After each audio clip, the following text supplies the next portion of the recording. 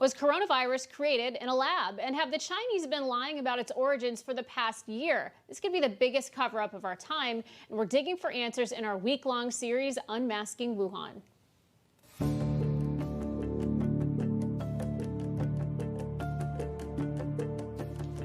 President Trump was among the first to float the idea that the coronavirus was engineered and leaked out of the Wuhan Institute of Virology. And since the media is inherently biased, anything that Trump says is immediately discounted. Anyone who discussed the lab leak idea, whether it be in TV interviews or on social media pages, they were silenced, blocked, and mocked. But who is to blame for pushing this fake news narrative? Here to break it all down is Newsmax insider and America's Voice news contributor Tom Borelli. Tom, thanks for being here.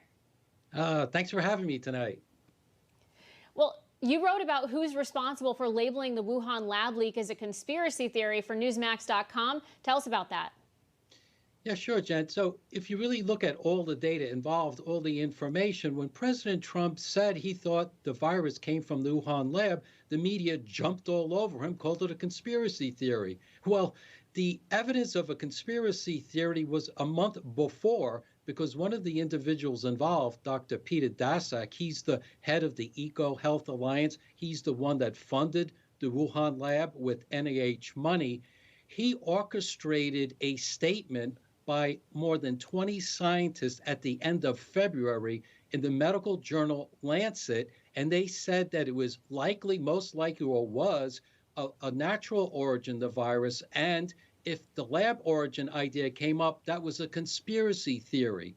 Not only did the scientists put this statement out in this prestigious journal, Peter Daszak himself became the media spokesperson. He repeated the conspiracy idea numerous times to anyone who said it came from the lab. So when President Trump mentioned it came from the lab, the media was already gunning for him anyway. They had the talking points from Daszak, a number of scientists, and that's how it first evolved. Right. Unfortunately, the media too often, when it came to President Trump, it was narrative first rather than facts first. There's an excellent article, Tom, yesterday in the New York Post by Sherry Markson, which was very revealing. I want to read a quote from you and then get your reaction to it. She said that by April, the intelligence community determined that there was no chance, this is last April, there was no chance that COVID-19 had been manipulated in a lab. So my question to you, Tom, is how could our intelligence community, I understand how the media got it so wrong, how could our intelligence community get it that wrong and determine all the way back in last April that there was, quote, no chance that this was manipulated in a lab? Well, Steve, I hadn't seen that quote before tonight, but the first thing that comes to my mind, two words: deep state. It is clearly not scientific to come up with a conclusion without any evidence. And that's what went on way back then. Even Dr. Fauci discounted the idea it could come from a lab very early on. And again, as I mentioned, they had that orchestrated event with all those scientists coming out with that idea. So these individuals all involved were not being a scientist and not looking at scientific evidence. I'm trained as a scientist, have a Ph.D. in molecular biology. I didn't have a dog in either side of the fight until I started to seeing the way one hypothesis was totally dismissed without any evidence. And that raised my concern. Then when I saw Daszak's involvement in creating and orchestrating what looked like to me this statement of scientists, it seemed purely political. And obviously, both Daszak and Dr. Fauci have a lot of at risk because they spent their lives trying to stop pandemics. Their worst nightmare would be if somehow China created the pandemic. And I think that could be their primary motivation. And Tom, speaking about that statement, Senator Lindsey Graham has been speaking out on that this week. He says that statement alone, that attempt to discredit President Trump, that cost him the 2020 election. Your thoughts on that?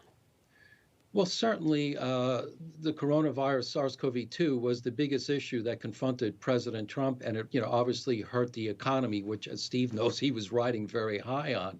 So there are multiple reasons, but the left, as Steve mentioned before, were gunning for President Trump on everything.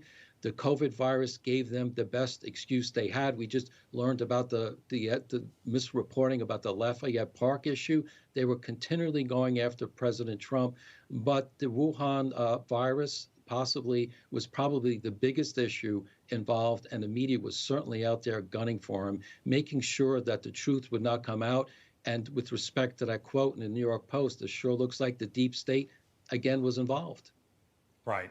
You know, Tom, I want to ask you about the role here also for big tech, because just today, Senator Ron Johnson of Wisconsin, he had a video that he posted taken down from YouTube, which is owned by Google. It was taken down because he's talking about treatments for the virus, including hydroxychloroquine.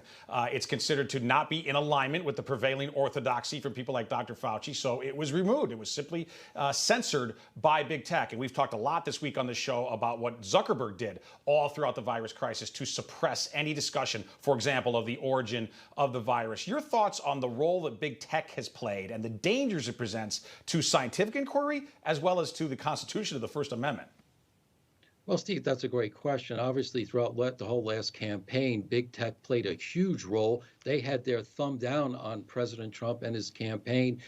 President Trump, again, mentioned that hydroxychloroquine could be a good solution early on before the vaccine was available. Immediately, he was slammed by the medical establishment and others.